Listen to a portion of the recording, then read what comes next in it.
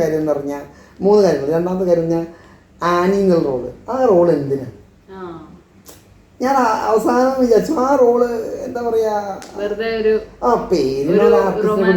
Romance അല്ല, വെറുതെ അവർ വിചാരിച്ച വർക്കൗട്ട് ചെയ്തിട്ടില്ല. വർക്കൗട്ട് ചെയ്താൽ അത് വന്നിട്ടില്ല. ഒരു കാര്യം കൂടിയില്ല. 3 കാര്യങ്ങൾ എനിക്ക് മിസ്റ്റേക്ക് തോന്നി.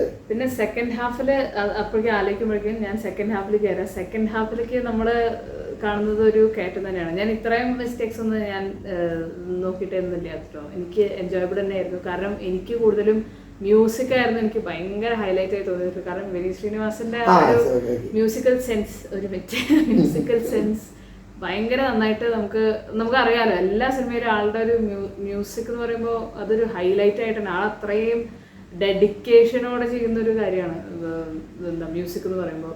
അപ്പോൾ ഇതിൽ നമുക്ക് ആ മ്യൂസിക് കാരണം ഈ ചെറിയ ചെറിയ ഫ്ലോസ് ഒക്കെ it's being overlooked because of this musical ആ ആംബിയൻസ് ക്രിയേറ്റ് ചെയ്യുന്നുണ്ട്. അപ്പോൾ സെക്കൻഡ് ഹാഫിൽ ഇത് തന്നെയാണ്. സെക്കൻഡ് ഹാഫ് ഭയങ്കര ഇത് എൻ്റെ സെക്കൻഡ് ഹാഫിൽ വരുമ്പോൾ നമ്മൾ ഓരോ ആക്ടേഴ്സിനെയും കാണുന്നു.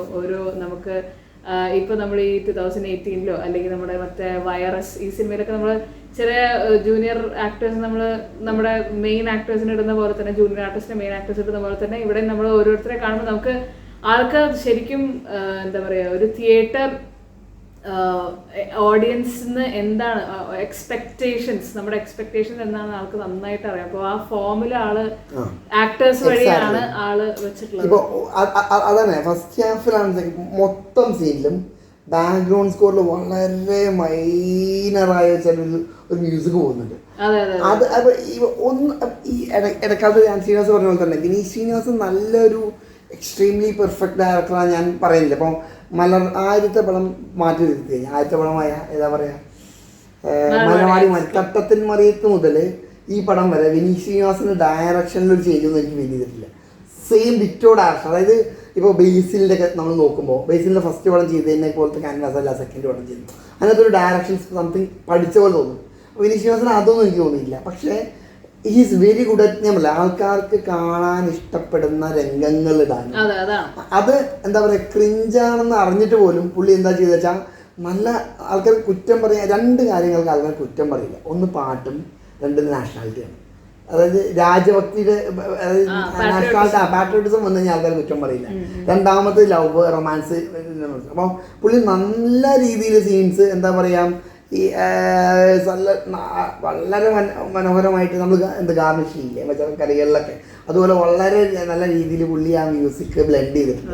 അപ്പൊ അതുകൊണ്ടാണ് നമുക്ക് ചില mistakes Vineeth Sreenivasan form of making film ഒക്കെ സംഭവിച്ചു. പക്ഷെ അതാ പറഞ്ഞത് എനിക്ക് ഡയറക്ഷൻ പോയിന്റ് ഓഫ് വ്യൂ വലിയ എക്സ്ട്രീം എന്താ പറയാ എന്തൊന്നുമില്ല.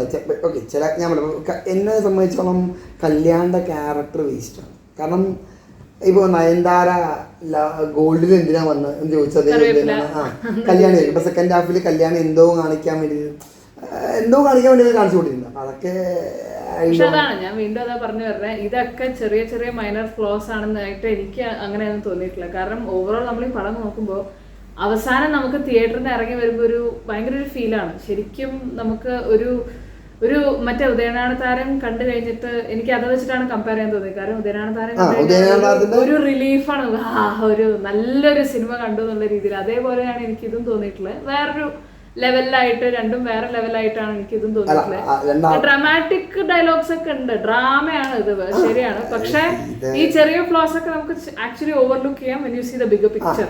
അവസാനം നമ്മള് മൂവിയുടെ ക്ലൈമാക്സ് വരുമ്പോഴും അവർ ആ കോമഡി കറക്റ്റ് ആയിട്ടാണ് കേട്ടിരിക്കുന്നത്. സെക്കൻഡ് ഹാഫ് അവർ യൂസ് ചെയ്തിട്ടുള്ള ട്രിക്ക് എന്താ വെച്ചാൽ സെക്കൻഡ് ഹാഫ് ഫുള്ള് വരുന്നത് ഈ അതായത് ആൾക്കാർക്ക് ഇഷ്ടപ്പെടുന്ന കുറെ നന്നായിട്ട് അഭിനയിക്കുന്ന ആക്ടേഴ്സ് ആണ്. അതാണ് അവർ പ്രത്യേകത. അപ്പോ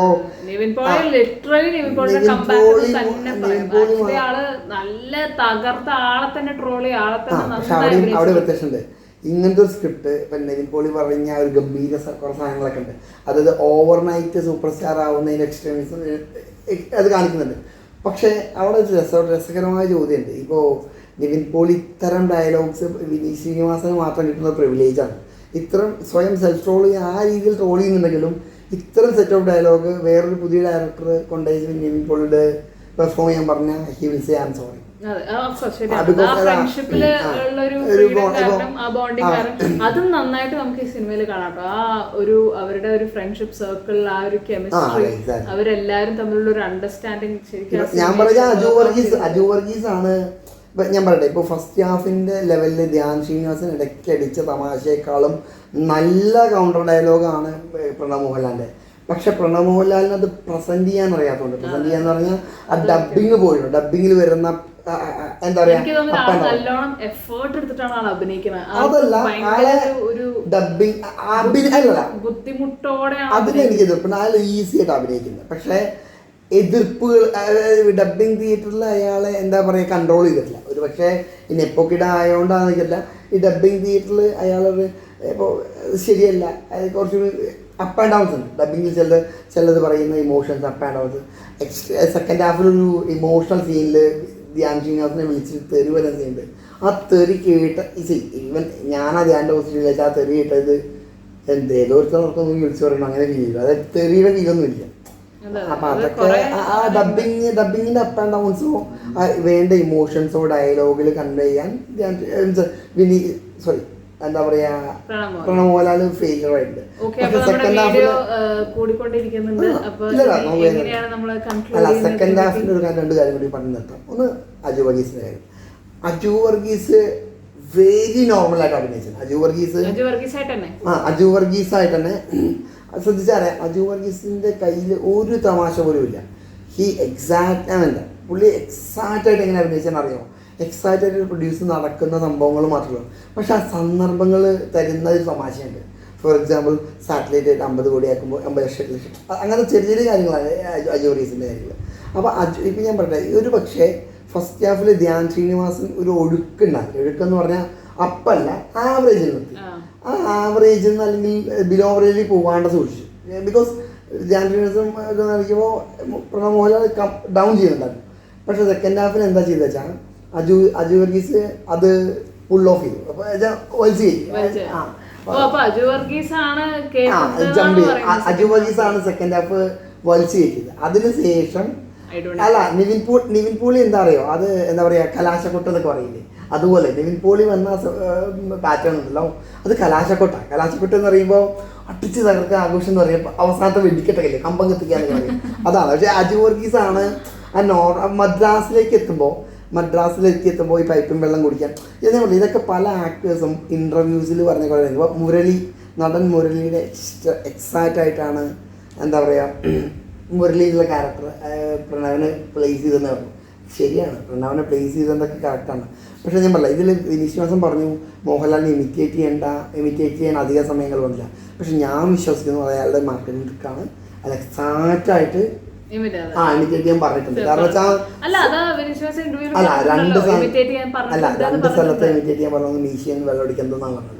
പക്ഷേ അത്യാവശ്യം ഓവറോൾ നിങ്ങൾക്ക് കാണാൻ പറ്റും ഫുൾ സിനിമയില് നമുക്ക് നന്നായി ഇമിറ്റേഷൻ രണ്ടുപേരും ചെയ്തിട്ടുണ്ട് നന്നായിട്ട്. പക്ഷെ അതാണ് ചിലപ്പോൾ പ്രേക്ഷകർക്ക് വേണ്ടിയത്. പിന്നെ വേറൊന്നുണ്ട്, ഈ നായികമാരില്ലാത്ത പടങ്ങളില് കാണുമ്പോൾ ഒരു ഡ്രൈനസ് ഉണ്ട്. അത് ഒഴിവാക്കാനായിരിക്കാം കല്യാണം. ഞാൻ പറയാം, കല്യാണിക്ക് കുറച്ചുകൂടി ഇമ്പോർട്ടൻസ് ഉള്ള റോൾ ഇട്ടിട്ടുണ്ടെങ്കിൽ. പിന്നെ ഇത് ഞാൻ പറയട്ടെ, ഈ നാടോടിക്കാറ്റ് എഴുതുന്ന ആ പടവുമായിട്ട് പ്രത്യേകിച്ച് ഒരു വ്യത്യാസം കഥയുടെ ത്രെഡിലില്ല. അവരത് സിനിമ അതാണ് യൂണീക്നെസ് ഒന്നും ഇല്ല, പക്ഷെ ആ കണ്ടോണ്ടിരിക്കാൻ ഒരു രസം. ഈ നിവിൻ പോളിനെ നമ്മൾ പറയാൻ വിട്ടുപോകും. പക്ഷെ നിവിൻ പോളി നീ പറഞ്ഞ പോലെ അടിപൊളി എക്സെൻട്രിക് ആക്ടറാണ്. മീൻസ് അതൊരു നിവിൻ പോളി എന്താ ചെയ്തതെന്ന് അറിയുമോ? ഇപ്പോൾ വിനീശ്വരൻ പറയുന്ന ഒരു കാര്യമുണ്ട്, നിവിൻ പോളിക്ക് മാത്രം പറ്റാവുന്ന ചില തമാശകളുണ്ട്. അതെന്താ അറിയോ, പുള്ളിക്കൊരു ഒതുക്കത്തിൽ സംസാരിച്ച തമാശ ക്രിയേറ്റ് ചെയ്യാൻ പറ്റും. അത് ആളുടെ ഡയലോഗ് ഡെലിവറി ആണ്, ആളുടെ ഒരു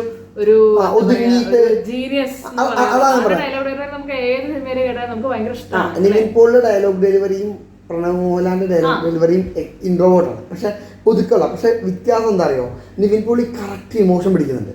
പ്രണവ് മോഹൻലാൽ ചെയ്യുന്നത് എന്താ വെച്ചാൽ ആ ഡയലോഗ് പറഞ്ഞു തീർക്കുകയാണ്. അതാണ് ഡിഫറൻസ്. അപ്പം